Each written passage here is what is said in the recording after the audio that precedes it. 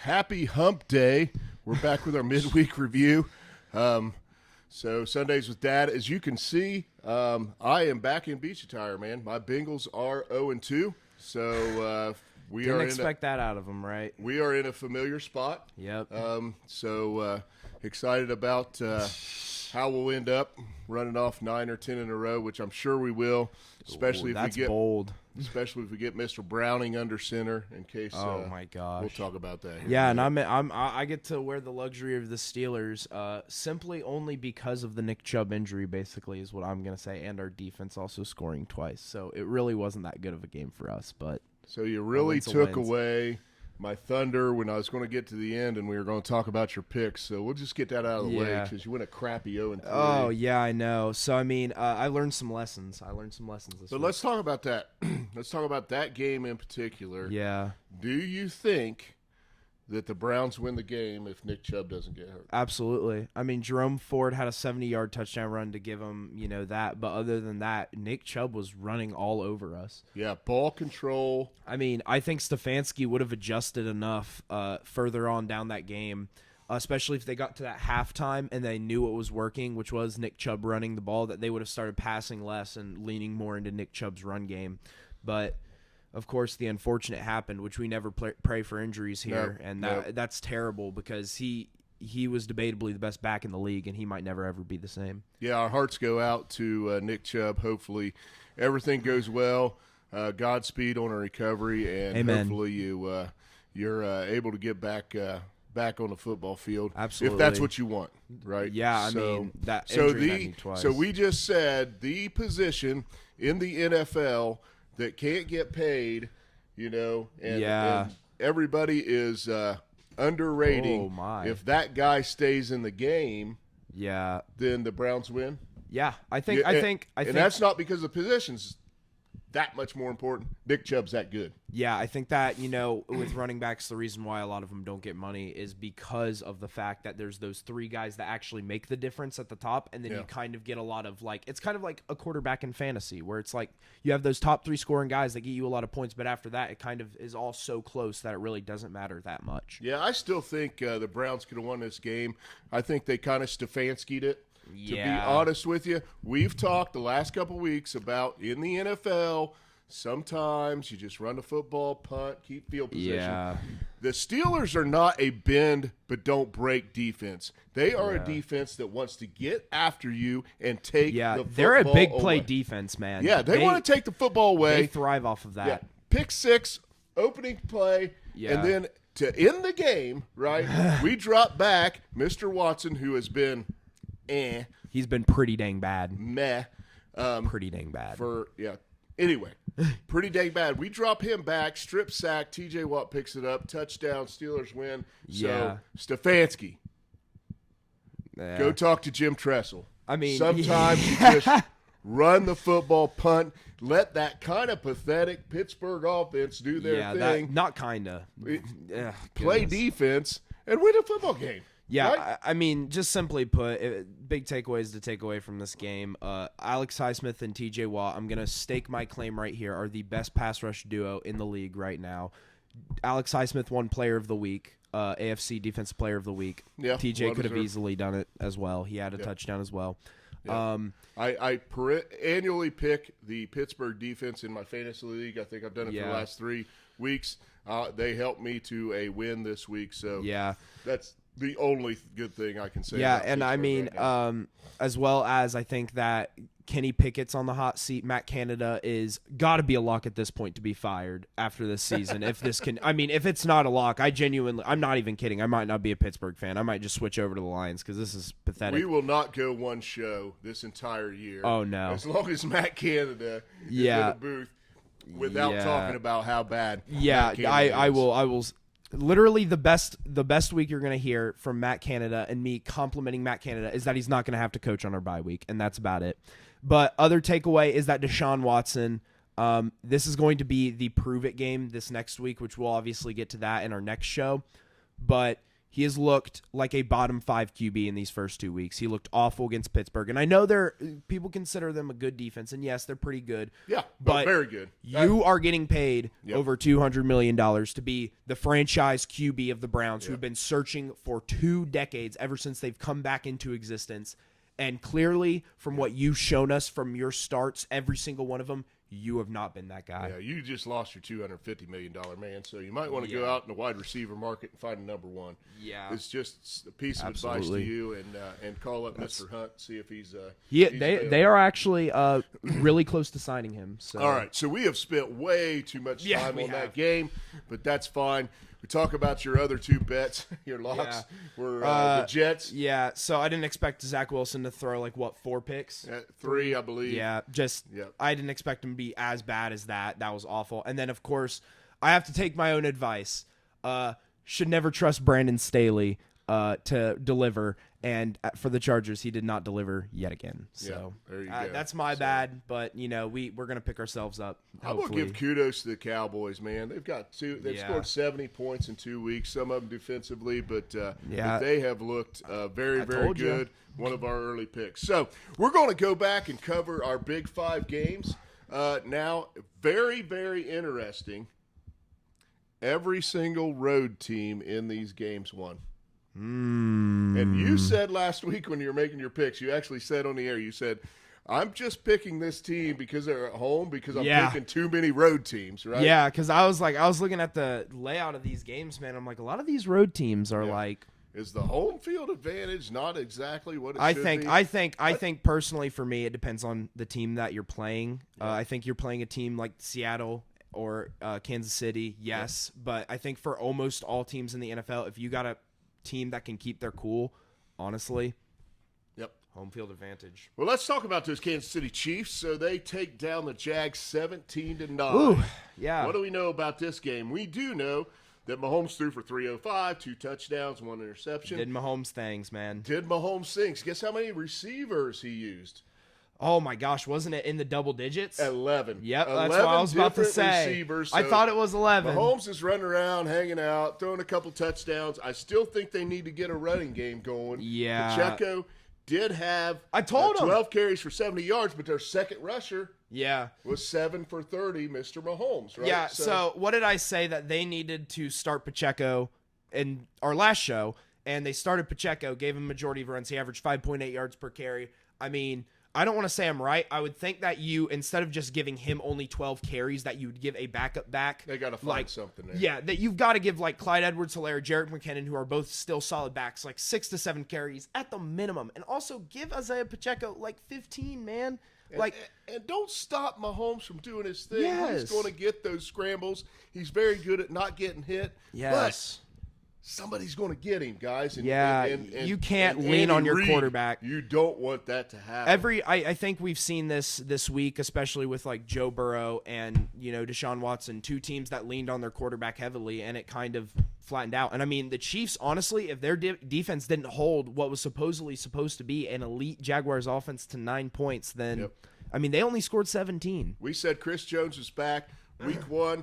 Chiefs had 2 sacks. We said they would double that number. Guess how many they had? 4 sacks. Right. So, and Jones gets a sack and a half. And I will tell you right now, Sunshine, you're going to have to throw some tutties at home if you're going to beat the Chiefs. I mean, straight up, okay, Trevor Lawrence, I said that this was supposed to be a really good year for him. He had a great second half of last year, but, generational prospect, not really looking it. I mean, he's not been that good this year. He hadn't been good until the second half of last year. He threw 4 picks in the playoff game, which, granted, some of them weren't really his fault, but now we're looking at him and it's like, you've got to show us something. You didn't turn it over, but you didn't really look like you pushed the ball downfield and took any chances. 22 for 41. Right? That's not a winning percentage at all. 216 yards. That was it. Yeah. So you got to find the end zone, Mr. Lawrence, if you're going to win in the league. All right. So moving on to the team that lost, but is probably paying a little bit better than everybody expected.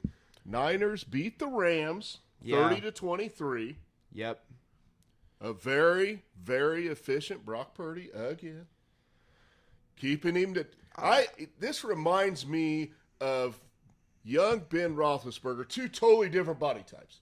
That's right? true. Brock That's Purdy, Ben Roethlisberger. yeah. But I see the 17 for 25 number, 206 yards, didn't turn the ball over, Yup. got a rushing TD, maybe throws for one, but he didn't. I mean, I'm just saying these are similar to Yeah. Ben Roethlisberger early years. Absolutely. Let this defense do their thing, I mean, right? okay, I just want to say this straight off the bat. Christian McCaffrey, when healthy, has been the best back in the league for the past couple years, I think. He rips off another 100-yard game. It's insane to see the talent that this man has and what we have been robbed from because of injuries beforehand. But even with the injuries, he has come back every time, and it seems like he hasn't lost a step. And, I mean, he's been in the league since 2017. Like, wow. That's crazy. Yeah, it feels like he's only played for like 3.5 full seasons, right? Literally. Yeah, but I mean, here he is. He rips it off again.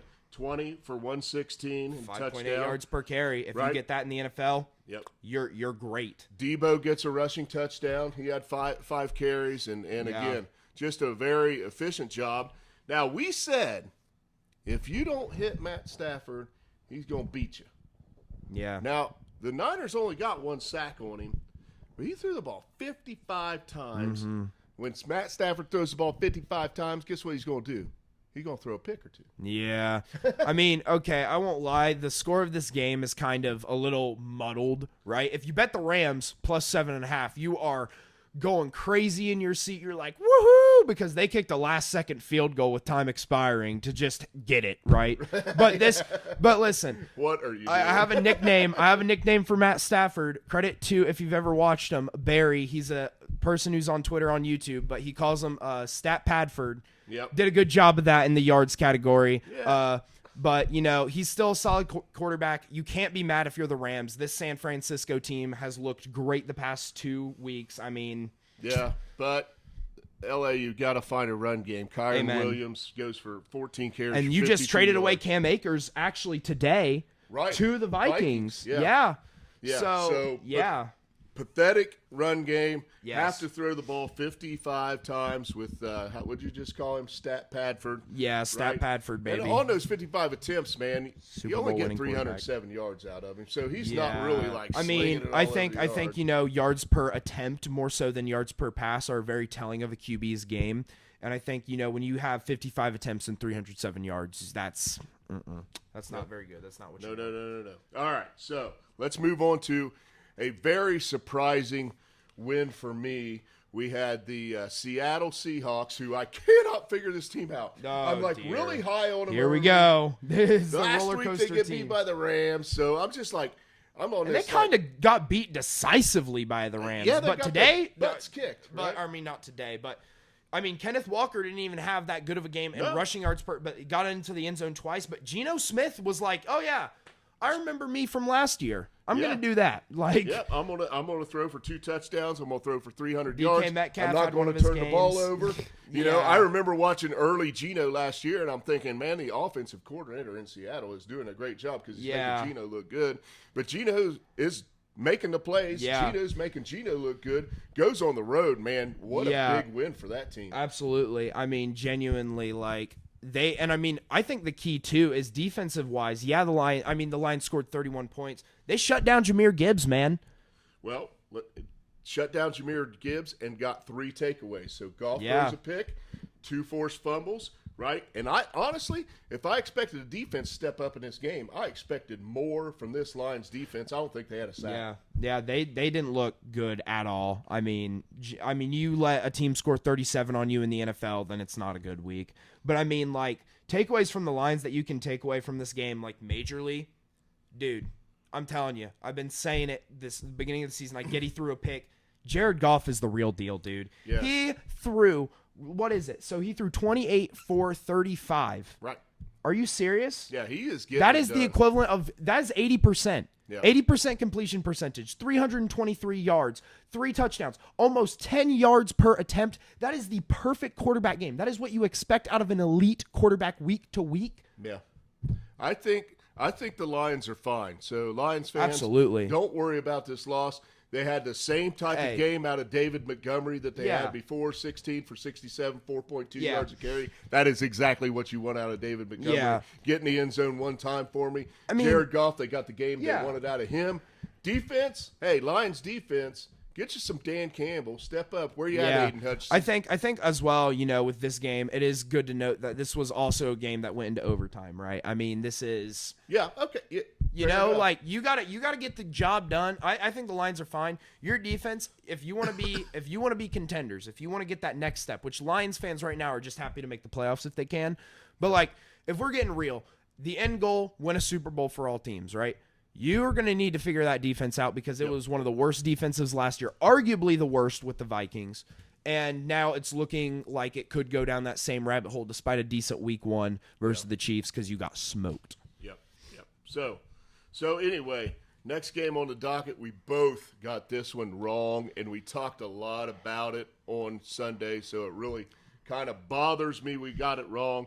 But in our AFC preview, I also said healthy Tua, watch out AFC East. Yeah, he had a pretty solid game, but honestly, the storyline from this, in my opinion, offensively, Raheem Mostert stepping up after, week 1 where it's kind of like all Tua. Yep. This week they were like, he handed it off to his running back, and his running back did what he needed to do against this Patriots defense. And I mean, they gave him a dose of New England in New England. Yeah, they did. They played good defense with a mixture of running the ball. And that's they had a QB who could, he didn't have check down stats by any measure of the imagination. No. But Tua just being the guys like you need me throw it, boom, boom, boom. Well, what this showed me is on the sideline, Miami can adjust to their opponent and the situation. So, absolutely. Yeah, kudos to that coaching staff. Tua, 21 of 30, 249 yards, 1 touchdown, 1 pick. But Mostert gets in the end zone twice, rushes for over 120 yards. I wrote down one stat from this game, yards per play. Miami 6.4, New England 4.1. So huge. It was, and it came down to their ability to run the football. Yep. Against a New England defense that we would have thought probably would have been better against. them. This is just. I wouldn't be too worried if you're a Patriots fan. Right now, I don't think you want you're really in the position to be like, yeah, we need to make the playoffs this year. This is kind of like a year to settle into what are we doing now? You're trying to discover yourselves. Is Mac Jones the guy? Does this team have a future? Is Belichick the future, or does he need to retire right now? Right? You're trying to figure it out. So a 7-point loss to a division rival, while it sucks at the time, in the grand scheme of things, as Patriots, you've had 2 solid weeks, lost by 1 score basically in each one of them. Right? Yeah, I'm afraid though, based on what the AFC looks like and that division looks like, it's going to be, hey, we're pretty good every week, but we didn't get the dub. Yeah, and that. Obviously, if you're a Dolphins fan, you're happy. You get a win over the Patriots, right? They've been your daddy for 2 decades at this point, right? Yep. So you guys look legit. The offense looks legit. This is a slower offensive game, slower. This is one of going to be your low-scoring games as your offense, and you scored 24. And I may be wrong. We talked about how much they've been on the road. I know they're going home next week. They have to be. And I think they've got the Broncos coming in, which is a very winnable game for them at home. You start out 3-0, man. Yeah, the NFL. There's only 2 2-0 teams in the AFC right now. We've got 7 2-0 teams in the NFC, 2 2-0 teams in the AFC, but I don't think that's a very big deal. We talked about this. I think that those NFC teams are going to start to falter off. Some of them have easy schedules. Some of them are kind of just actually good, like the 49ers, Eagles, Cowboys. Yep. But honestly, we got to wait till they actually get more interleague conflict and those 2-0 teams start to play each other, and then we'll actually see who the real ones are. Yeah. So good job, Dolphins. Way to go into New England, get a dub. Yeah. Congratulations to you and the gang. So our last game, gosh, I went down to the jungle. Oh, dear. The Bengals. They lose 27-24. But I'll tell you what, that 3-point loss felt like a 10-point loss. I agree. I think, what did I say after week 1? I said that Bengals team didn't come out with the same mojo they did beforehand. Yeah. And I think, you look back to the year that they didn't win the Super Bowl but made it. they were still a 10-7 team. They weren't supposed to get as far as they did. They did, and they rode that momentum into the next season. Yep. And now I feel like that momentum is kind of dying off. Yep. I feel like there's something there that's not clicking in that locker room. That mojo feels weird, and I think it might boil down to the fact that Joe Burrow is hurt. And I think he's not 100%, which I know people will argue that he's never been 100%. But in the NFL, it's very hard to get there. And sometimes you just have to take the bullet and be like, we got to rest our QB for a week and take it. And that you may be right. I think everything out there right now on Joe Burrow is speculation. He said he tweaked it. Joey Burrow's been an athlete since his high school days. If he thinks he can go, he'll go. Yeah. He's a professional now. He's not just going to be a gamer. Absolutely. I think he understands the big picture, as does Zach Taylor in that organization. Yeah. So if he can't go, I don't think he will go. They got an extra day. They don't play till Monday night. But they got the Rams coming to town, and you don't want Aaron Donald laying on that guy. Yeah, I think this is going to be a very interesting thing for the Bengals. This is, a terrible loss to have because now, more importantly than being 0-2, you're 0-2 in the division. Yeah. And that's not a great way to start your season. And all of a sudden, the Ravens look like they're with Lamar Jackson? No, with Nick Chubb going down. Oh, okay. That hurt that Cleveland offense so much. It looks like the Ravens now. We said early on in the AFC that we're going to see a lot of double-digit teams, but as the season has gone on, I've seen a lot of AFC teams get beat up. A lot of AFC teams don't look like they're as hot as they usually do. Yeah. But you know what I'm looking at right now in the AFC? A lot of the games are looking like AFC North football, but just the entire AFC. Yeah. It's very tight. I mean, we look at the Chiefs and the Jags.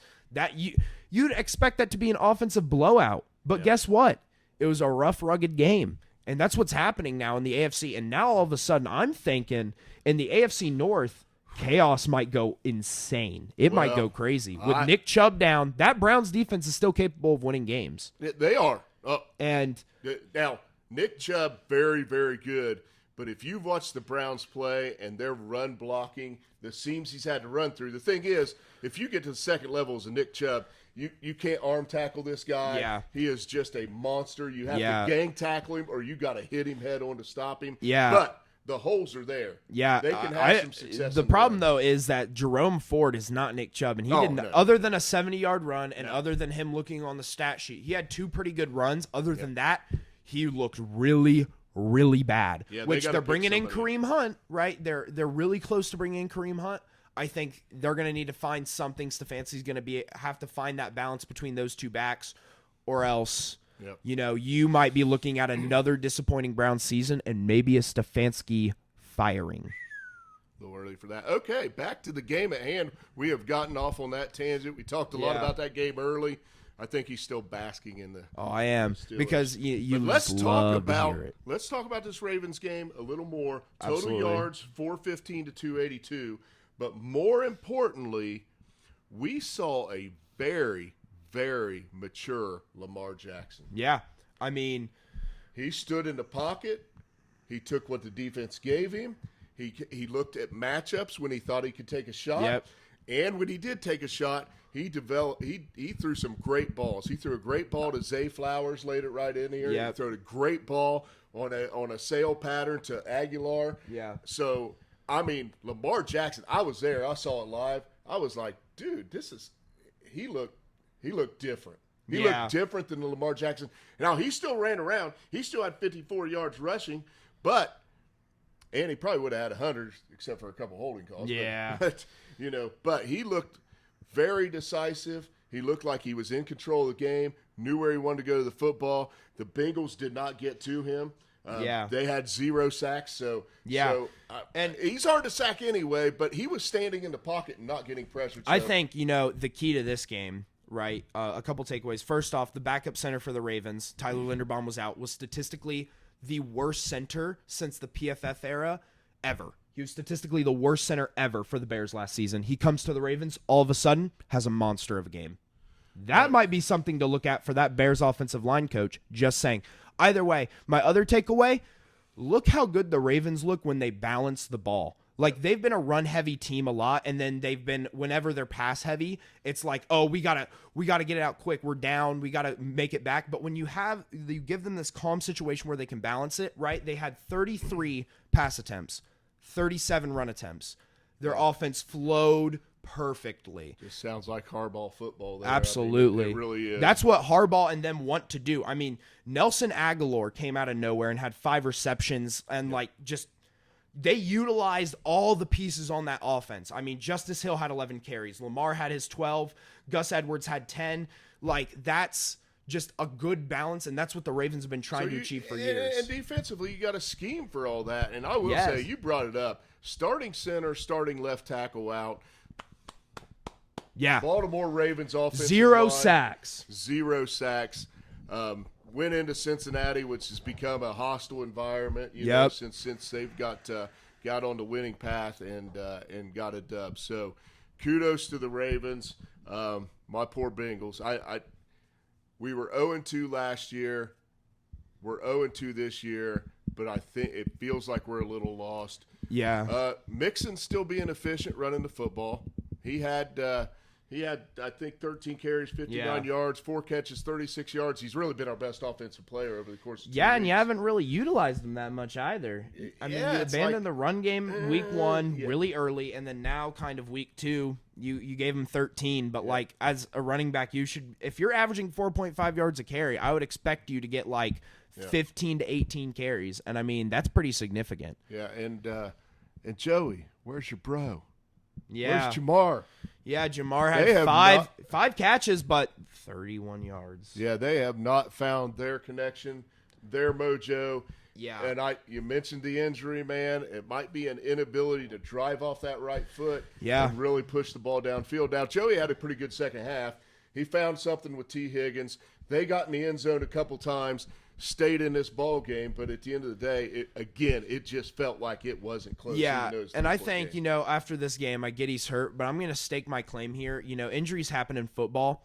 Listen, Joe Burrow needs to give me something. He made the Super Bowl, but this has been we are in year 2 afterward, right? Yep. It has been years now, and honestly, from what I've seen from him, I've claimed that he was the second best QB, but he has all the weapons available to him right now, except arguably the offensive line. Yep. And he still shows this inability. And here's the thing, usually injuries would be griping and I'd be like, oh, well, he's injured. But Patrick Mahomes has had to deal with an injury in the playoffs 3 years in a row, and every single time has been able to step up and still be the guy they needed. Joe Burrow has failed to do that.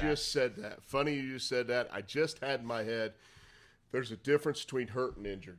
And every single week in the NFL, dudes are playing hurt. Amen. So, Joey, if you're injured, sit down. I think if you're hurt, then we need something from you, bro. Yeah. We need something from you. If you're just hurt and you can go out and get this done, let's go. I mean, I think the funny thing is that, I had a debate, not a debate, but a little discourse with a Bengals fan, actually, over Joe Burrow and Patrick Mahomes during the Steelers and Browns game. He was a very nice dude. Loved talking to him. He said he liked Mahomes. His daughter was a Chiefs fan. Really cool dude. We had a little discourse because he thought Joe Burrow was better than Patrick Mahomes, but Patrick Mahomes' athletic ability carried him.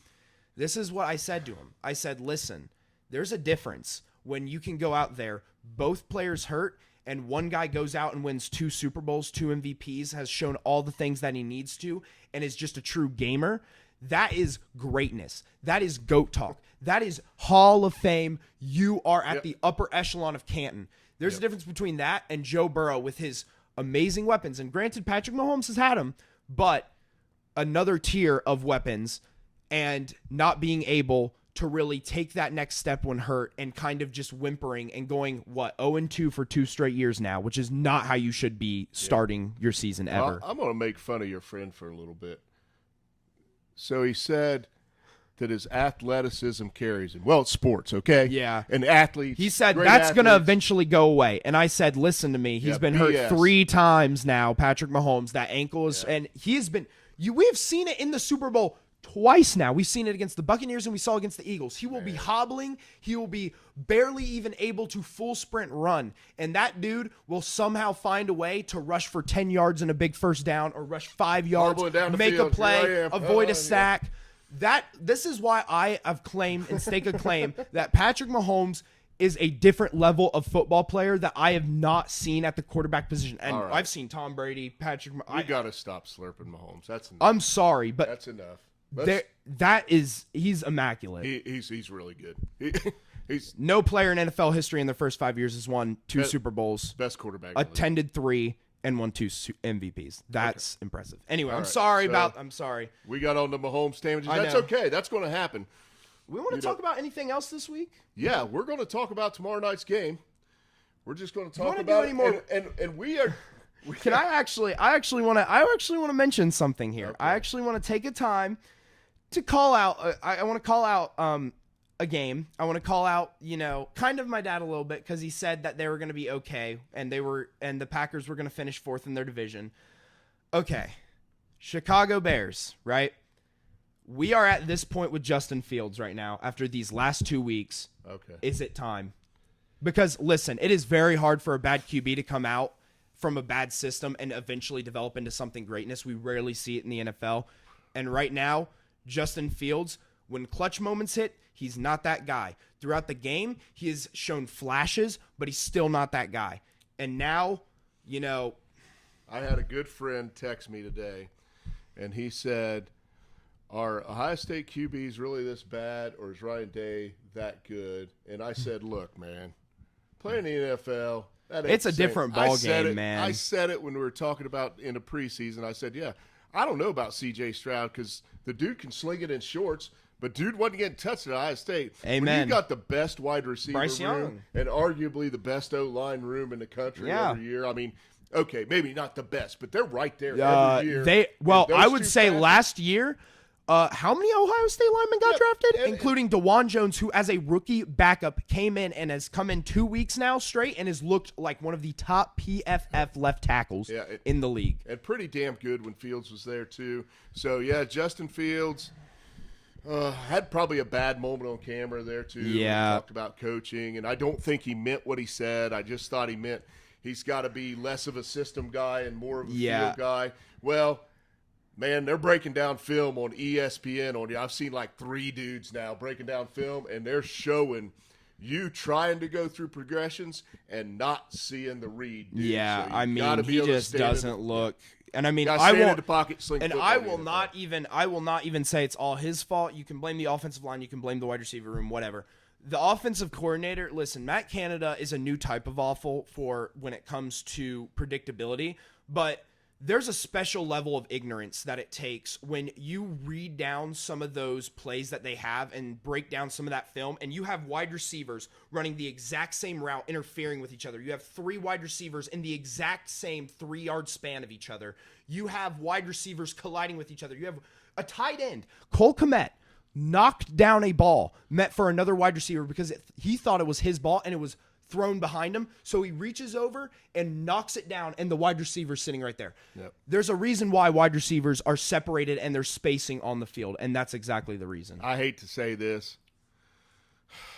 They're going to have to use his legs more. I hate it because just taking hits in the NFL. Heck, we saw, Nick Chubb has one of the best bases in the history of the NFL. Yeah, and you just can't take those hits, right? So, Yeah. So if they do that, please, Justin, be wise. Be wise with your body. Yeah. All right. Before we go to the other game, I also want to mention Minshew Mania is 100% back. 19 for 23, 171 yards, 1 touchdown. Came into the game when Anthony Richardson got hurt. Just saying. I wanted to mention that you picked the Bears in that game.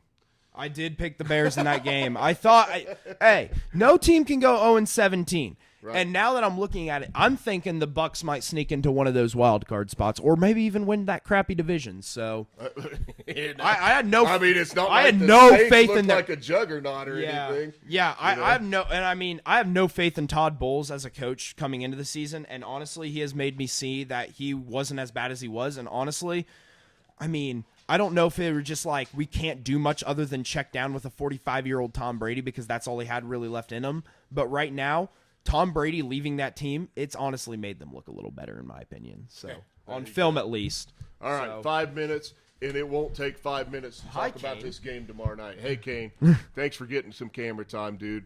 You're consistent. You get a little bit every week. So So the game this Thursday night, I think, is a laugher. And I Yeah. will now the Giants. Hey, you got to get down, dude. Down.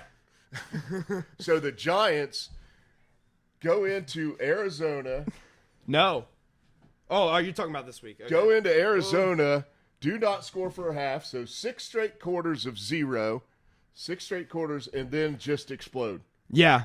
I mean, I don't think that's going to happen again, especially with Saquon completely out now. Left tackle out as well. Yeah. I think, listen, 49ers. That's like the worst injury going into a 49ers game. Oh, I know. My left tackle's out. Oh Okay, so who's your backup lining up against? Okay, Bosa. Yeah. Okay. Yeah. Okay. Fine. Right. Yeah. Like, we might. Bosa is one of those guys we who might stays move on the Warner left side, around man. a little bit and see if he can get the edge against Blitz the guy or packages. I mean, dude, honestly, I mean, even the Giants O-line hadn't even looked that good really all year anyway. So you just take out that left tackle. That's And kind no, of like a and no Saquon. yeah, and no Saquon. So you have who's your big playmaker? Paris Campbell. Yeah, I mean, Daniel Jones ain't going to get it done. Listen, line is 10. I wouldn't bet it. It's just a really big line. But at the same time, I fully expect the 49ers to come in and just... Yep. San Francisco's at home for the first I time mean, this year. their roster, the Yep. way they've been playing, everything's been clicking for that team. Shanahan is like a phoenix from the ashes, has just like come up with Brock Purdy and has shown, listen, yeah, we drafted Trey Lance. Guess what? Doesn't matter because we found the steal in Brock Purdy right Brock's now. our dude. Because whether you like it or not, they have proven that they can win with Brock Purdy, and they have proven to me at least that they can go far with Brock Purdy. Yep. So Niners tomorrow. We will be back on Sunday. Hopefully Zeb does a little better on these bets, man. Yeah. He really hurt me this weekend. So have a good rest of your week, and we'll see you Sunday morning.